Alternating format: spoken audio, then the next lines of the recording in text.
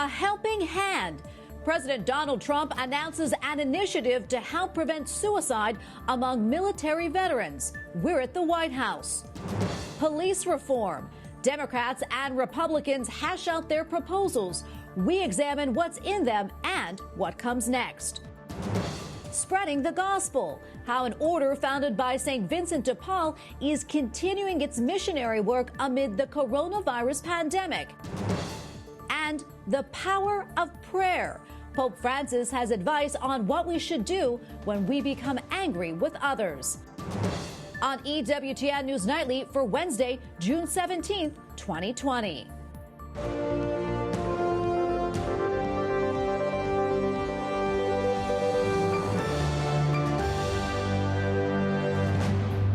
Good evening and thanks for joining us tonight. I'm Tracy Sable. President Donald Trump announces a major effort to prevent veteran suicides and save lives. And the Trump administration files a lawsuit to stop a tell-all book from being published. A very active day at the White House. Correspondent Owen Jensen is covering all for us tonight. Owen? Tracy, we'll get to that book in a moment. First, every day in this country, around 20 veterans or service members take their own lives. And tonight, a new initiative designed to save lives, starting with an education campaign. We love our veterans, and great they are. The White House Prevents Task Force announces a life-saving campaign. Today, we're unveiling our roadmap to empower veterans and end the national tragedy of suicide. Each year, tragically, thousands of veterans take their own lives. My administration is marshaling every resource to stop the crisis of veteran suicide and protect our nation's most treasured heroes. They've been through so much, and it's such a deep-seated problem. Also, the White House on the offensive, suing to prevent former National Security Advisor John Bolton's book from being published, worried about classified information, and we owe it to make sure that the proper procedures were in place. Simon & Schuster and Ambassador Bolton believe they've complied. The Department of Justice believes they haven't complied. That's, I think, why you now have a lawsuit. As for the Trump campaign's planned rally this weekend in Tulsa, we're either close to or over 1 million people wanting to go. One doctor begging people to stay home. He's intentionally exposing people to the risk of acquiring a deadly virus just for a photo op. Also at that event in the East Room today, at the Veterans event, one young man who spoke was a Marine. He served in Iraq, saw combat, was diagnosed with PTSD. At one point, he tried taking his own life, and he said today that by God's grace and mercy, he was saved by Jesus Christ. Tracy? All right. Thank you, Owen. White House correspondent Owen Jensen reporting for us tonight. This morning, Senate Republicans released their proposal for police reform legislation. It comes just over 1 week after the Democrats' effort was unveiled in the House. Capitol Hill correspondent Eric Rosales reports. Eric? That's correct, Tracy. I was there when Senate Republicans spoke in detail about their bill. It's called the Justice Act. And senators say that it will bring real police reform, and it's a starting point. But Senate Democrat Chuck Schumer disagreed. He criticized the bill, saying it doesn't go far enough. As we continue to review the Republican legislation, I will be talking to my caucus about the best way to strengthen it. This bill will need dramatic improvement. The Senate Democratic leader is getting his wish. Republicans will put a bill for police reform on the Senate floor next week before the July 4th recess. Floor time is the coin of the realm in the Senate because it does take a while to do almost anything. But without Tim's leadership, it would not have been possible. And without his leadership, I wouldn't be putting this on the floor. I asked Senator Tim Scott of South Carolina about qualified immunity, which is protection for police from lawsuits for things that they do in the course of performing their job, and the push by Democrats to eliminate it. When the Democrats start talking about qualified immunity and the ability to aggressively pursue the officers at a higher threshold, that is hard. That's a poison pill from my perspective. Is there a conversation that could be had around something different? Perhaps. The Senate GOP says their bill focuses on training, including incentives for officers to end the practice of chokeholds, accountability, including the increased use of body cameras, and transparency, including reporting when no-knock warrants are used. Today, the Democrats marked up their Justice in Policing Act bill in the House, hammering out details. Speaker Nancy Pelosi maintains Republicans' efforts are no good, writing today, quote, "The Senate's so-called Justice Act is not action." But Republicans are hopeful a compromise can be reached, and they're deploying Minnesota Congressman Pete Stauber to get the job done. Stauber is a retired police lieutenant who in 1995 survived a shot to the head in the line of duty. Our nation is calling for change, and I am confident that we will rise to the occasion. The GOP bill will also make lynching a federal crime. Now, after the presser, I ended up talking with Senator Tim Scott. He told me that he wants to hold bad cops accountable, but he doesn't want to hinder good cops, which he says are the majority, from doing their job. Tracy? Correspondent Eric Rosales reporting from Capitol Hill tonight. Thank you so much, Eric. Some sad news to report tonight. The wife of Kentucky Representative Andy Barr has died. Carol Barr passed away suddenly at her home in Lexington, Kentucky last night. She was 39 years old. She leaves behind her husband and 2 daughters. Senate Majority Leader Mitch McConnell remembered Carol as someone whose, quote, warmth filled whatever room she entered.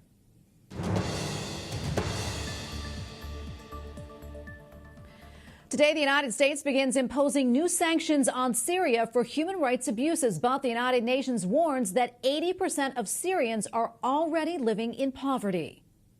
Medicine is more expensive and scarce. Food prices have skyrocketed, and the supply chains have been disrupted.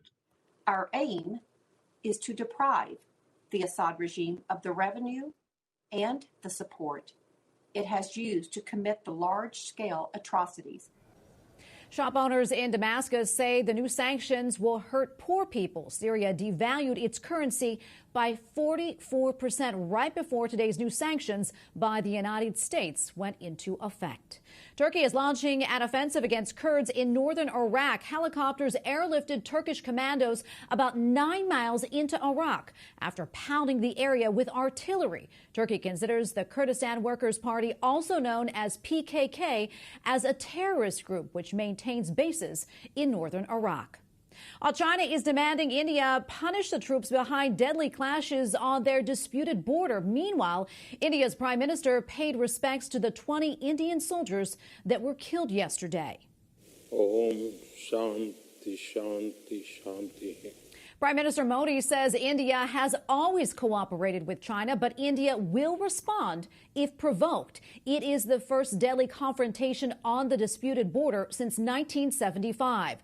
Both sides have reportedly been building up forces for weeks. China now says it wants a peaceful resolution to the dispute.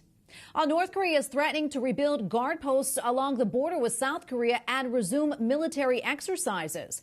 And a new look tonight at the demolition of the Inter-Korean Liaison Office yesterday. It served as a de facto embassy between the two Koreas. It had been abandoned, but North Korea says that it will send troops into the area.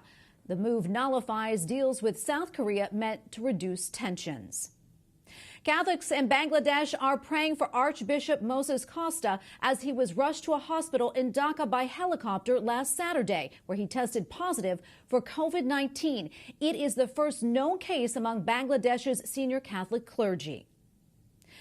The Vincentian religious order has begun an initiative to increase the number of missionaries around the world. Earlier today, leaders from the order met with Cardinal Luis Antonio Tagle, the head of the Vatican Department on spreading the faith around the world. The 1% campaign will send more than 24 Vincentian priests into parts of the globe with great needs for evangelization. Joining us now is Father Tomas Maverick, Superior General of the Congregation of the Mission and President of the Vincentian Family Executive Committee. Father, thank you so much for coming on the show. Thank you, Tracy, for inviting me. Thank you very much. Well, Father, what inspired the 1% initiative? Yes, the 1% initiative started, in fact, last year when Pope Francis invited us with the full month of October as a mission month to really encourage the mission service to the service in the missions agentes. And we thought within the congregation that we can also do at this point our best to encourage new volunteers, as we do every year. We encourage within the congregation new volunteers, but last year we say let's do something further, and that was the initiative for the 1%. It means to volunteer to go on a mission, the missions agentes around the world where there is so much need. Well, Father, can you tell us where some of the priests are going and what type of work they'll be doing? Yes, we receive different invitations from bishops around the world, from Africa, Asia, America, and we are present now in 90, a little bit more than 90 countries. But the mission territories presently, for example, I can mention a few. We are in Tunisia, we are in Chad, we are in Angola, we are in Papua New Guinea, we are in Solomon Islands, we are opening a new mission in Malawi, we just opened a mission in Ghana, we just opened a mission in Sierra Leone, we are planning to open a mission in Myanmar, in Sri Lanka. Then in Central America and South America. It means there are so many requests and needs, but we will be able to respond. Father, we don't have much time, but I'm curious, what precautions are they taking amid the pandemic right now?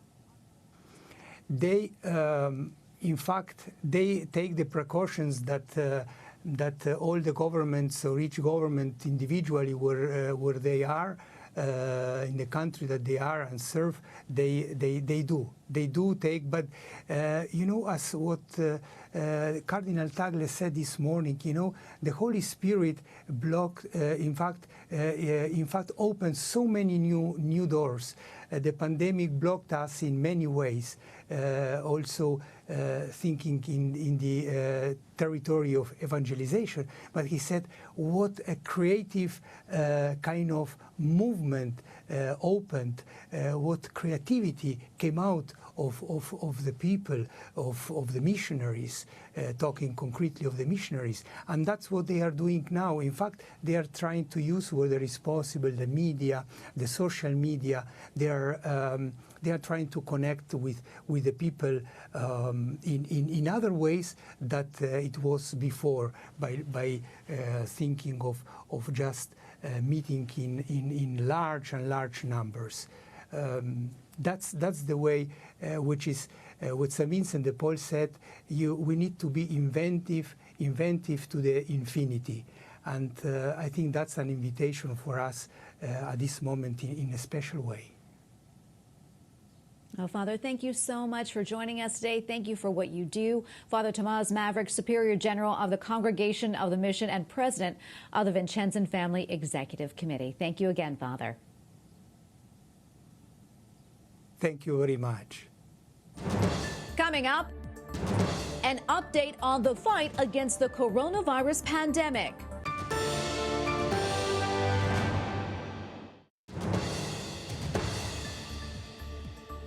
Encouraging news tonight in the fight against COVID-19. Scientists in the United Kingdom say an inexpensive and commonly available steroid can actually improve survival rates in severely ill hospitalized patients. The study, led by the University of Oxford, showed the drug dexamethasone reduced deaths by 35% in patients on ventilators and by 20% in those only needing supplemental oxygen. Joining me now on Skype to talk more about this and where things stand in the battle against COVID-19 in this country is Dr. Paul Carson, an infectious disease specialist and a member of the Catholic Medical Association. Dr. Carson, welcome back to the show. Good to see you. Good to see you. Thanks for having me. Absolutely. So these results are being studied cautiously, but this is being seen as very encouraging news. That's right. This is a drug that we've had available to us for a long time. We use it in many, many different circumstances. And so this news coming from the United Kingdom with a very large ongoing study that they have there with such a dramatic mortality benefit was very, very welcome news. I do think we have to have a word of caution here because we haven't seen the actual published results. It was actually just put out in a news release. And so those of us in the clinical and research communities are really anxious to see the details of the research and the way that they conducted this. But so far, this looks very promising. Yeah, and as you mentioned, this drug has been used for other purposes. Can you explain a little bit how it works for those with COVID-19, and are there any known negative side effects to it? Sure. So dexamethasone is in a class of drugs called corticosteroids, or more commonly known as steroids. And these have a broad number of ways that they work to kind of tamp down our immune system. And one of the concerns with coronavirus and sometimes other severe infections is that the inflammatory response can be exaggerated and sometimes too far, so that it starts to cause damage to tissues like the lungs. And by trying to tamp that down a bit with things like steroids, we may be able to let the patient get through the infection, build up immunity without causing such significant damage to the tissues.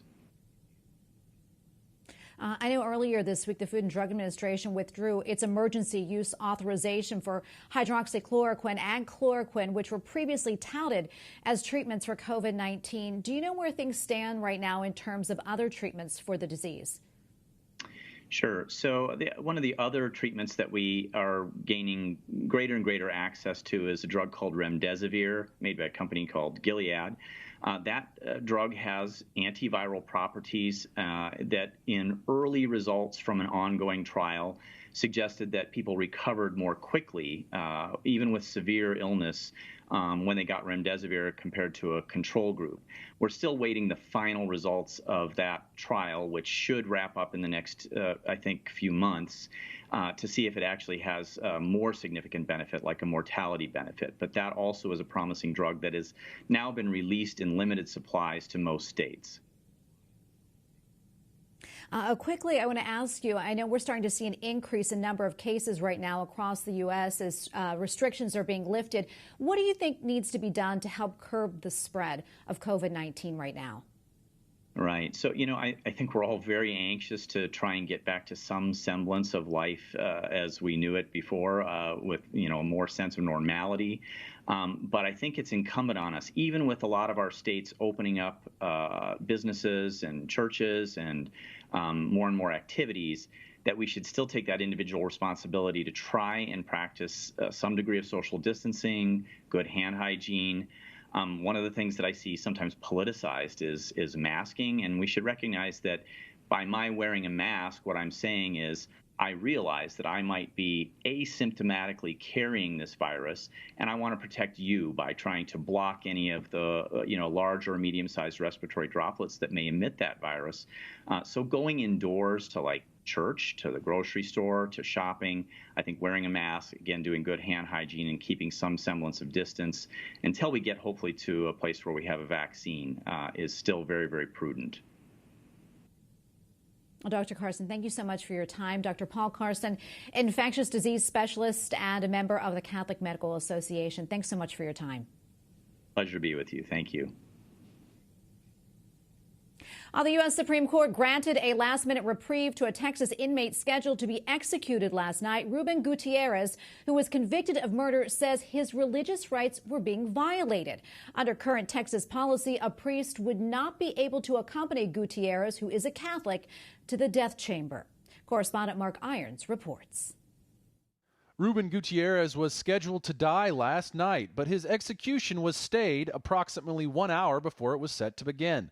One of his attorneys argued, as a devout Catholic, Mr. Gutierrez's faith requires the assistance of clergy to help him pass from life into afterlife. But an updated Texas prison system policy bans clergy from the death chamber. We think it really is a matter of religious freedom. Chris Pagliarella with Beckett, a group focused on religious liberty, says it's very rare for the Supreme Court to halt executions. I think it should be encouraging for people to see that the court is being very careful with these important religious rights. The Texas Catholic Conference of Bishops also filed an amicus brief with the High Court on Gutierrez's behalf. The clear teaching of the church is that all people are worthy of mercy and forgiveness. Gutierrez was convicted of fatally stabbing an 85-year-old woman in 1998. Though Texas bishops have fought the use of the death penalty, the executive director of the Texas Catholic Conference of Bishops says the state should allow chaplains to accompany prisoners to the execution chamber. We should have the access to the sacraments and chaplains in order to do this. And there's a rich church history of this. St. Catherine of Siena accompanied a prisoner that she befriended all the way to the execution block when the blade fell. And that was Mark Irons reporting for us tonight. Gutierrez has long maintained that he did not commit murder. His attorney says that there is no physical or forensic evidence connecting him to that crime. And back in 2018, Pope Francis ordered a revision to the catechism, updating it to describe the death penalty as inadmissible. Up next, analysis of a vote in the UK's House of Lords regarding abortion.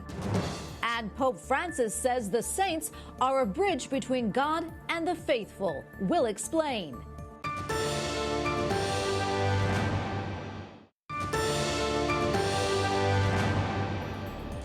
In a vote being described as a huge disappointment for pro-lifers and people with disabilities, the UK House of Lords this week backed new abortion regulations for Northern Ireland.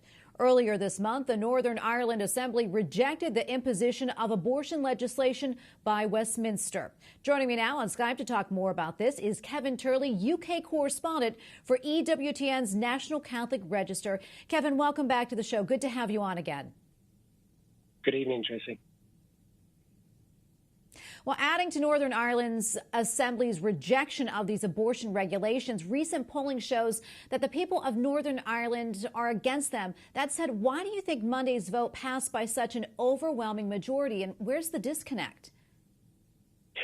Well, I bring you some news just from today, Tracy. The House of Lords voted to approve the regulations 2 days ago.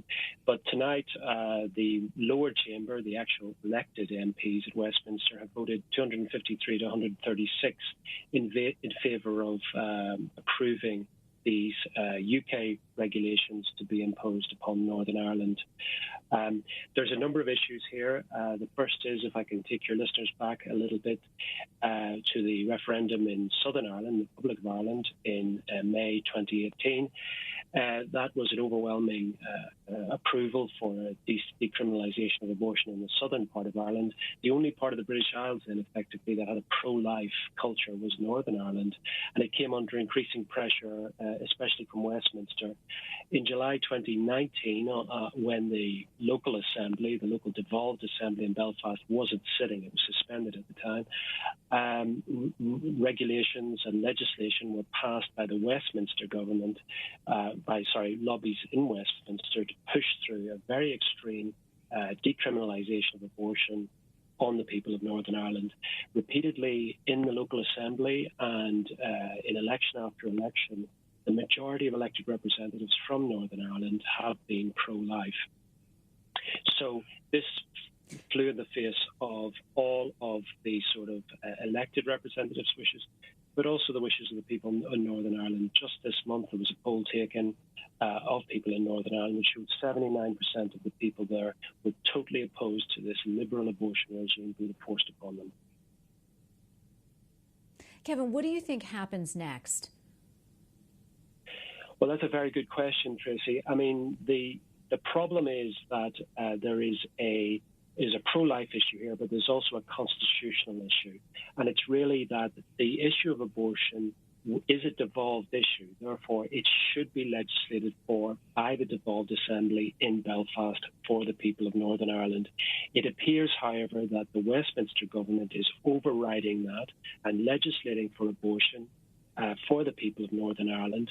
So I suspect that there will be much more toing and froing between the local assembly and the Westminster Parliament, but also I suspect there'll be some legal challenges around this. Let's not forget, earlier this month, as you pointed out at the top of the show, the Northern Ireland Assembly voted 75 out of 90 representatives across a number of parties to oppose the extension of this liberal abortion regime into Northern Ireland. So it is something which flies in the face of local democracy, but also sets a constitutional precedent, an unfortunate one, that somehow devolved administrations and the legitimate powers given to them are okay as long as it's not on the subject of abortion. Well, Kevin, thank you so much for coming on and sharing your insight with us. We really do appreciate it. Kevin Turley, UK correspondent for EWTN's National Catholic Register. Thank you again, Kevin. Thank you, Tracy. And finally, tonight, Pope Francis reminds the faithful of the power of prayer. Gesù è il Pontifex, il Ponte. At his weekly talk at the Vatican, the Holy Father says prayer and asking for help from the saints can be a bridge between God and those on earth. He also says the world thrives when people are praying for one another rather than becoming angry or condemning each other. We thank you for watching tonight. For the entire EWTN News Nightly team, I'm Tracy Sable. We're back tomorrow with more news from a Catholic perspective. Good night and God bless.